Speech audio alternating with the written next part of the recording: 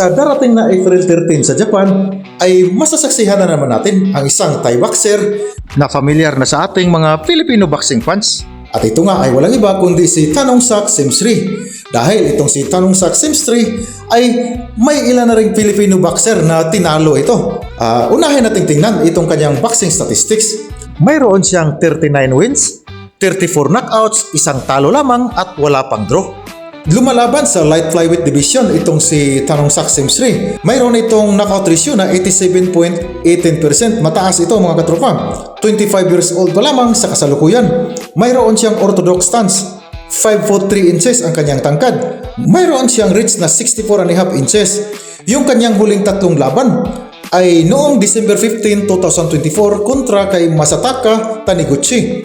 At nakuha niya yung panalo via split decision sa round 12. Nasundan no February 22, 2025 kontra kay Sukchai Songklod at nakuha niya yung panalo via knockout sa round 3. Noon namang June 19, 2025 kontra kay Christian Araneta ng ating pambato at nakuha niya rin yung panalo via 12 round split decision. So dito naman tayo ngayon mga katropa sa kanya magkakalaban, isang Meksikano. At ito nga ay si Sergio Alfonso Mendoza Cordova. Wala pang talo, undefeated ito. Mayroon itong 27 wins. 23 of those wins coming by way of knockout. Lumalaban sa light flyweight division. Mayroon ding knockout ratio na 85.19. Mataas din mga katropa. Parehong 25 years old. Southpaw ang boxing stance nito ni Sergio Alfonso Cordova. Hindi nakalagay dito kung ano ang kanyang height at yung kanyang reach. Pero kung titingnan natin yung kanyang mga previous na laban, mukhang mas matangkad ito kay Singshri mga katropa. Mas matangkad itong si Sergio Alfonso Cordova. Subalit, yun nga, hindi natin ma-accurate, no? Hindi natin ma-accurate maibigay sa inyo kung ano talaga yung height nito at saka yung kanyang reach. Dahil hindi natin mahagilap sa online, no? So dito na lang tayo titingin sa kanyang huling tatlong laban.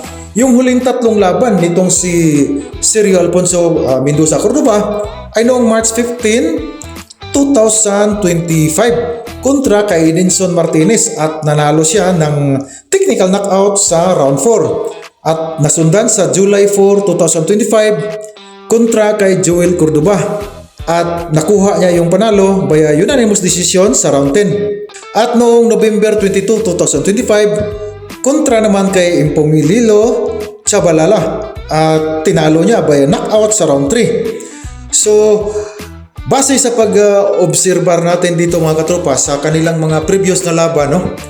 Unahin natin yung power comparison. Yung power comparison dito mga katropa, although mas mataas ng bahagya itong Thai fighter na si Singshri, pero sa palagay ko mga katropa, mas may diin yung mga suntok ng Meksikano nitong si Sergio Cordova. So ipagpalagay kong slight advantage lang siya dito, 55 to 45% lang sa power comparison. Lamang ng bahagya itong Meksikano mga katropa, no? So dito naman sa kanilang speed and footwork, yung speed and footwork mga katropa, malayo na mas lamang talaga itong si Singshri, itong Thailander. So ilalagay ko dito, yung comparison is 60 to 40% pabor kay Singshri mga katropa.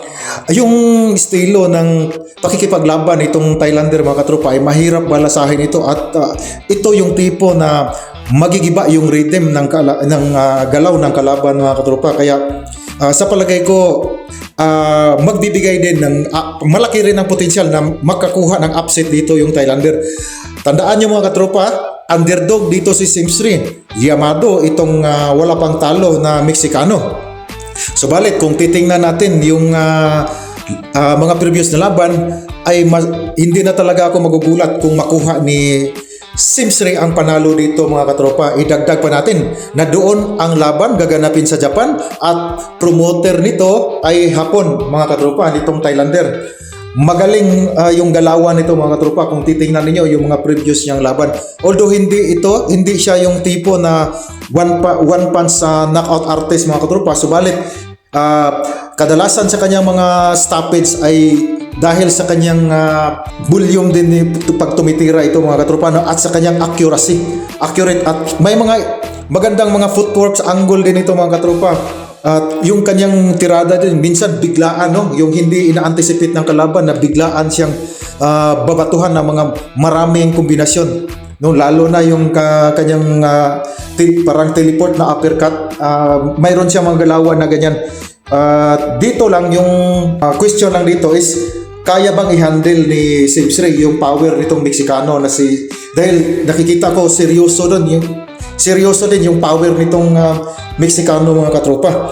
Kaya dito rin masusubukan itong si Simsray kung matamaan siya dito, kung hanggang saan yung kanyang yung durability, no? So dito tayo sa endurance at durability. Pagdating sa endurance at durability mga katropa, parehong may karanasan na ito sa mga mahabang laban. In fact, may mas mahaba pa nga yung karanasan nitong si Simsray pagdating sa mga matataas na laban, na mahabang laban. Pero yung durability, wala akong question dito sa itong sa Meksikano mga katropa. Dito lang kay Simsray. Dahil nga yung isang talo niya na natin kay Yabuki, no? Natalo siya, na-stoppage siya noon. Pero nag-evolve na rin itong si Simsray simula noon, no? Yung galawan niya, malupit yung galawan nito, may mga biglaan, yung kanyang mga surprise talaga na attack, yung kanyang surprise attack niya talaga na biglaan. Yun talaga yung gusto ko sa galawan nitong si Simsray, kaya ko rin pinipicture ito. Dahil isa rin to potential na magbigay talaga ng upset. So final prediction dito mga katropa, no? Yung opensa din pala nitong si Rio Mendoza ay malupit din ito sa close fight range mga katropa, no? Yung paborito niya, yung close fight range, yun yung niya, strength niya.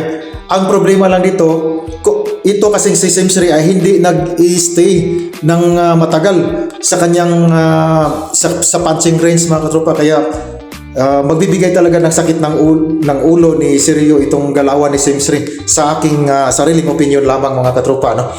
So final prediction dito ako papabor sa underdog sa laban na ito mga katropa. Makukuha ni Simsray ang panalo via decision dito. So kayo mga katropa, sa palagay ninyo, sino ba yung magwawagi sa paningin ninyo dito mga katropa? So paki-comment nyo na lang. Hanggang dito na lang muna.